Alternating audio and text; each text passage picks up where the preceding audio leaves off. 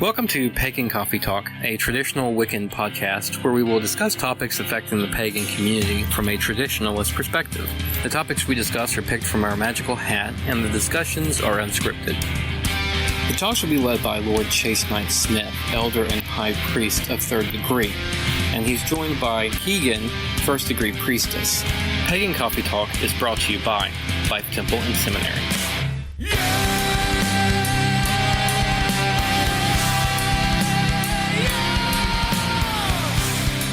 Welcome to Pagan Coffee Talk.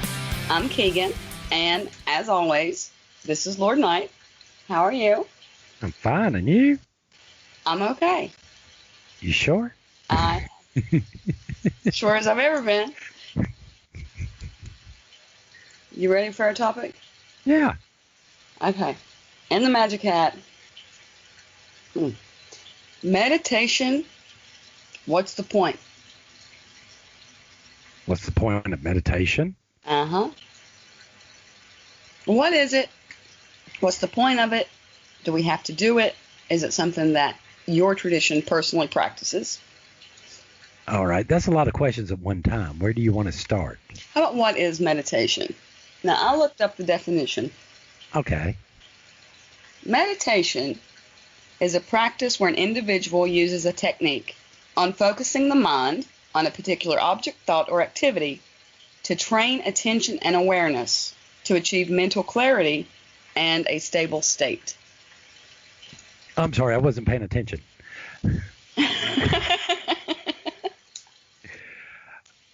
That actually sounds like a really good definition. Do you advocate meditation? Oh, yes. Why? Well, besides helping attention, memory, and other such things, it allows you to communicate with your subconscious, or your subconscious to communicate with your conscious mind. It gives you the ability to work through issues and problems if it's done right. What kind of issues? Well, it depends on the person. I mean, personal issues. Oh, yeah, personal issues, business issues, problems. It's hard to explain. It's sort of like dreaming, but not. Mm-hmm. It's a No, little I think bit. that's right. It gives your brain a little bit more time during the day, to reconstruct certain information. And unfortunately, most people do not do their meditations the way they should do, which is every day. Same time, same place, every day. Just do it. I don't care if it's 5 minutes long, 10 minutes long. You sure in the world don't want to exceed 45 minutes. I mean, there's plenty of books out there that can teach you how to do that, but if you're wanting to do those, what's referred to as transcendental meditations, it's kind of hard to do until you clear out the issues in your own mind. So our type of meditation in our tradition is more focusing inward than outward. Working on ourselves? Working on ourselves, working on our own problems and issues. Because we use meditation to understand our emotions. Now, with that statement, let me rephrase that. My idea between knowing something and understanding something, if you know something, you can use it. If you understand it, you can manipulate it to your advantage. Right. I know probably a lot of people sitting there going, what? Right. How can you manipulate your emotions to your advantage? I know a lot of people, including myself and a lot of other people in Temple, who during stressful situations, where most people's emotions would get high, can sort of stop their emotions so they can think rationally long enough to take care of the situation and not fly off the handle and then deal with them emotions later. They can put their emotions kind of on the back burner. Right. I mean, we're not saying that you don't feel them. We're just saying that you feel them. It's not a priority. You can control them.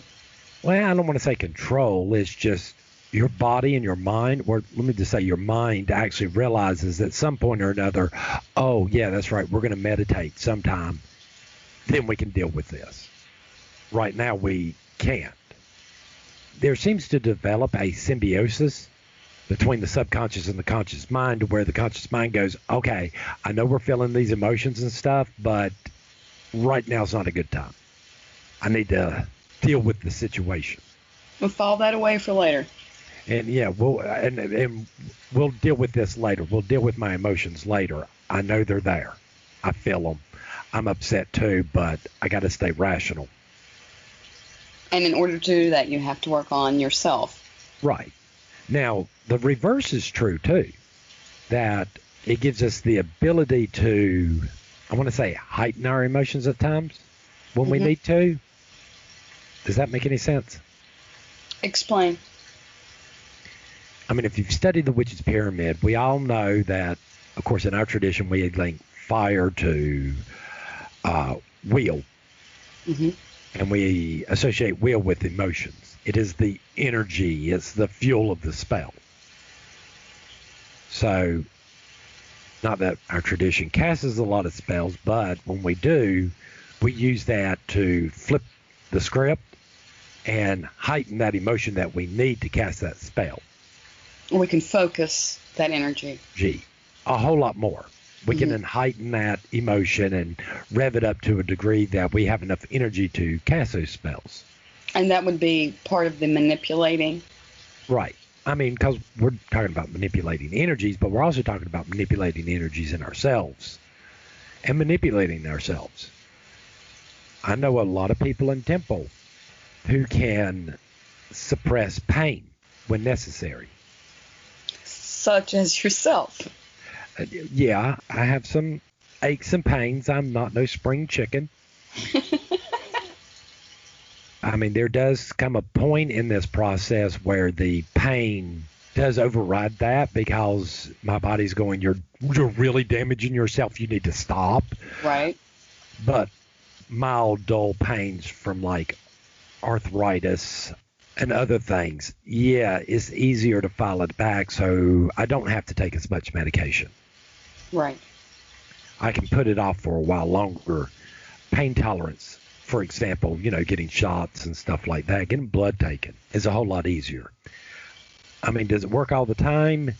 The times that being able to do this don't work is when it's a sudden pain. Oh, yeah. Something unexpected. You drop something on your foot or something like that. Right.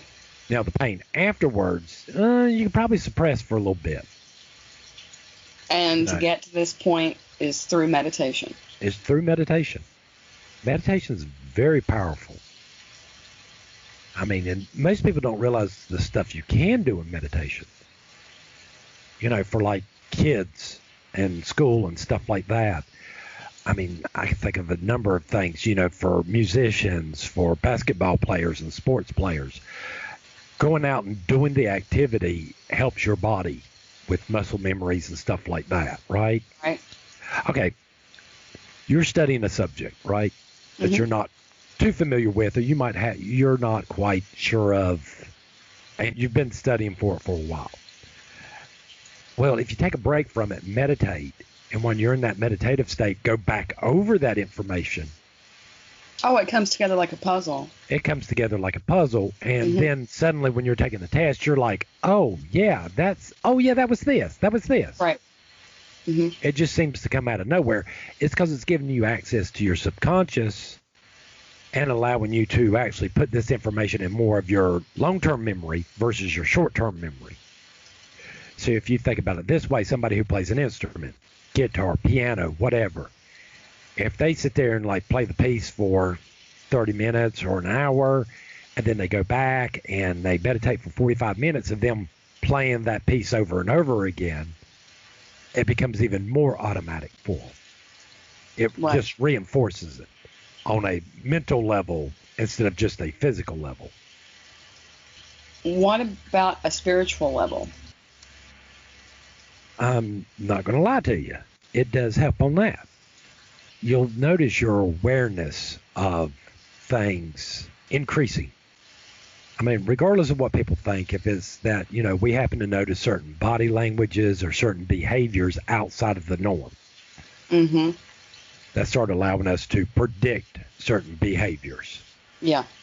Because, I believe as you meditate, for some reason, on a regular, everyday basis, when you're not meditating, you seem to have access to more processing power. Mm-hmm. And allows you to do certain things that you couldn't do before. I'd agree to that. I've known people to sit there and they've done their meditation, and all of a sudden they'll come up to me going, yeah, I'm having a problem at home. What's your problem? Well, my spouse will come in, or my better half will come in, my kids will come in. Somebody will come in and ask me a question, or going to ask me a question, and then I start answering the question before they even ask. Yes. Now, this could be precognition, or it could be the fact that you're noticing certain behaviors that you didn't notice before. Very in tune with them. You're in tune with them better. Because we've argued in Temple many a times, is that sixth sense or that extra sensory perception just the fact that your normal five senses are a little bit sharper? Right. Or the fact that you happen to notice things that nobody else noticed, because your attention's a whole lot more focused on what in the world's going on around you. Right. Because I don't know about you, but I know when I'm out in public, I happen to be more aware of my surroundings. Yeah. Like at Walmarts and stuff like that. And especially right after I meditate. Yeah. Yeah. You definitely heightened. Do you think you can reach divinity or communicate easily or more easy with divinity through meditation? I think it's possible, but again, if you don't take care of what's blocking your front door, because you got to think about this way. When we talk about meditation inward, okay, imagine yourself being in a house, but you can't get out of your house, right? Mm-hmm. Because you got stuff blocking the door. Right. Both inside the house and outside the house. And that's normally our issues that we create ourselves. Sure. Problems that we have, issues that we have blocking that. So you got to clear that out before you can even get to the door. Then once you get through the door, you still might have more on the other side. Usually do. All that cleaned up and deal with whatever issues you have or what you think you have, then reaching that divinity or talking to deity or communicating with spirits, I don't think is possible. Because you're too cluttered. Because you're too cluttered. You can't move. Because normally when I start teaching meditations to my students, I'll flat out tell them, look, issues you might have thought you've already dealt with and issues that you don't even know you have might pop up. Mm-hmm. Now, that's not me forcing you to go through those issues. That's not me telling you to do those issues. That's you doing that to yourself. Right. There's no way around it. If you're doing the type of meditations where it's an inward thing, those issues are going to pop up. Over and over again. They won't go away. They won't go away. That's one of their issues. But I don't know about you, but dealing with those issues, I know your subconscious might do it in a weird way, a little bit at a time, sometimes all at one time. Yeah, sometimes all at once. Yep. All at once, sometimes not.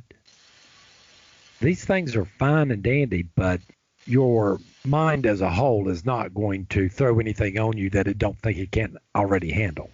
Or you have a mental break. Well, no, even those mental breaks, because you keep on saying that as if you have experience. So when you were doing your meditations, didn't you sort of know ahead of time, right before that big breakthrough, that something was coming? Something. That you were ready for it. Sort of ready for it, and that you knew it was going to be maybe rough or all this, but you still knew. Yes, I did. So you were sort of prepared for it, and it wasn't. Now, when you're going through it, you're probably thinking, "Oh God, this is terrible." Yeah. But once you're through it, you're kind of like, "That's not as bad as I thought it would be." Oh, yes, it was. It was horrible. It was awful.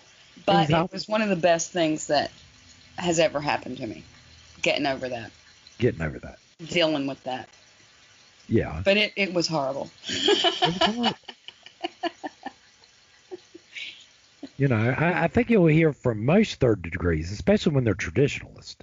If you're asking them and you're less experienced, you know, we're not being flippant when we're sitting there. Have you meditated on it? We're being serious. That the majority of the time, that's the answer to a lot of things. That's a good answer. It is. I mean, because in our tradition, we honestly and truly believe all your issues are only caused by one person, and that's you. And you have to accept responsibilities for those issues. Mm-hmm. It's nobody else's fault. And I know there are certain things that happen to certain people when they were kids that wasn't their fault. And I would agree with that. And it's horrible that some of these bad things have happened to kids or when they're younger. But as an adult, to still allow this to be an issue for you, I do not agree with that. Power over you. Right. You're still allowing somebody else to have power over you as an adult. Right. You know, this happened to me like 20 years ago. You're still allowing that person to have that power over you? Right. You're still allowing them to affect you because this happened? We allow it to be a problem. Yeah. And I think through meditation, you A, realize that, and B, learn how to take that control back. Right. I mean, I can sit there and tell you in class this all day long. But until you do it, you're not going to believe me. No. Right. You have to experience. And, you know, because I've had a lot of people going, no. This happened to me, and it is all their fault, and all my behavior now is based upon this. This is all their fault. It's not my fault. No, but your behavior is your fault. That you do have control over.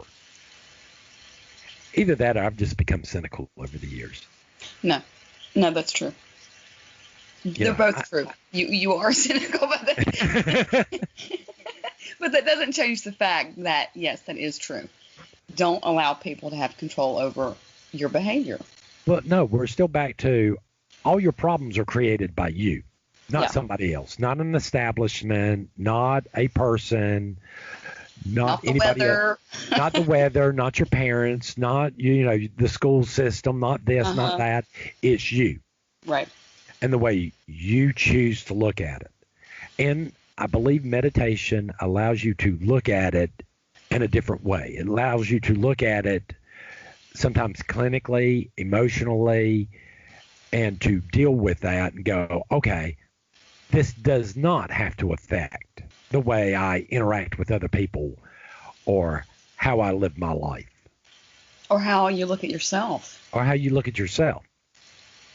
I don't need to be ashamed of this. Right. That this happened to me. We've all had issues, and not that anybody's one issue's more than others.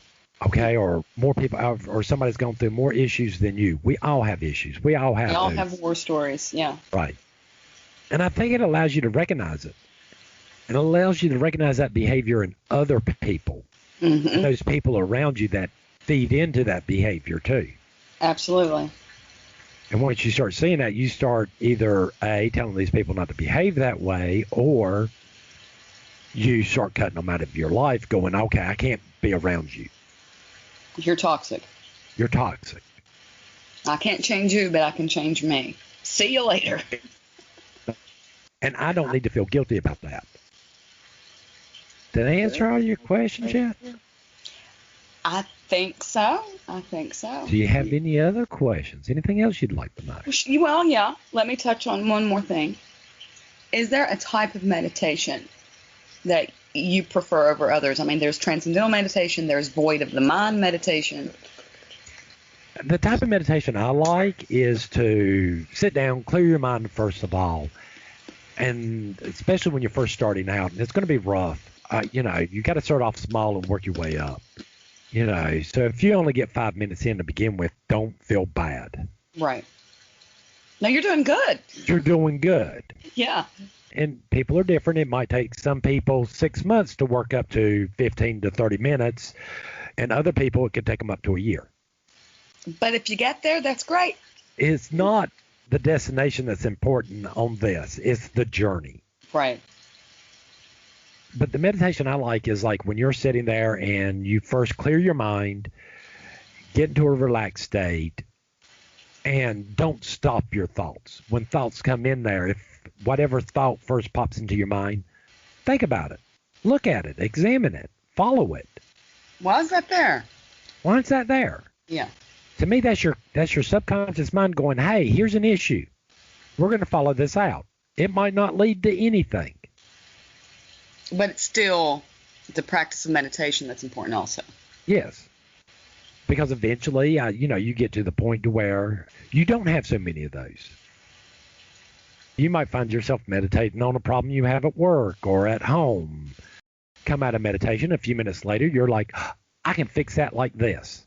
Right, right. It does help. The key here on meditation, regardless of what type you do, is that every day, the same time, the same place, right? Every day. I mean, if you happen to miss a day or something, don't think, oh, well, now I've screwed up and there's no use in doing it again. Get right back up on that horse. Right. Do it again the next day. Muscle memory for your mind. Right. I don't know about you, but as you meditate and stuff like that, after a while, your body actually or your mind starts to crave it. Oh, yeah. All Jones for it. Right. It's kind of like getting hungry and you're always eating at the same time of day. Yeah. It's exactly like that. Yeah. You work and you know your break's at 9 o'clock, and always around 9 o'clock, you start getting a little peckish. Mm-hmm. Start craving coffee all of a sudden, because that's when you have, and for those who smoke, you'll understand this real good. That's when you're going to start like 5 or 10 minutes before that, you're going to start craving that cigarette. Mm-hmm. Meditation becomes the same pattern. Oh, it can get bad. I've had conversations with people during my meditative time, supposed to be my meditative time, and completely zone out. Them look at me going, where'd you go? I'm like, oh my God. I think I've just completely left. I'm sorry. I completely left. My schedule got, screwed up. I was meditating while you were talking. It's actually a slip. I'm sorry. I'm somewhere else. And, you'll start finding yourself scheduling your day. You'll have mental slips. You have mental slips. I mean, things happen. This is just like making any other habit, from brushing your teeth to working out to anything. Mm-hmm. Even though you mess up, the next day is a new day. You attempt it again. And I can tell you from personal experience, I can do the whole 45-minute meditation. No problem. Do I always? No. Things happen. That's the goal. Oswin's in the bed. He's asleep. And I'm sitting here meditating, and the dog starts to bark. Right. I got to come out of meditation real fast, calm down the dog. If I'm lucky, that's the only interruption, and then I can go back to what I'm doing. If not, he'll continue, and then I'll just give up. I might only get 15 minutes in, but I got 15 minutes in. Yeah. If I get that 45 minutes, I'm like, yes. If it's only that. It doesn't always happen that way. But if you can just get 5 minutes. Right. Yeah. 5 minutes is better than no minutes. Still the practice that you need. It's still the practice that you need. You're still doing it. Mm-hmm. But, I can see where people can really cause that to be a stumbling block for them. Oh, I didn't do it today. Yeah, and do it again tomorrow. Right. Plan out better. Turn your phone off. But be persistent. Be persistent. Consistent. I'm about out of coffee. How about you? I think I'm about out of coffee. I guess we'll have to start a new conversation next week. Sounds good. Thank you for listening to Pagan Coffee Talk. I hope you join us next week. We travel down this trodden path, a maze of stone and mire. Just hold my hand as we pass by a sea of blazing pyres. And so it is the end of our days, so walk with me till morning breaks. And so it is the end of our days, so walk with me till morning breaks.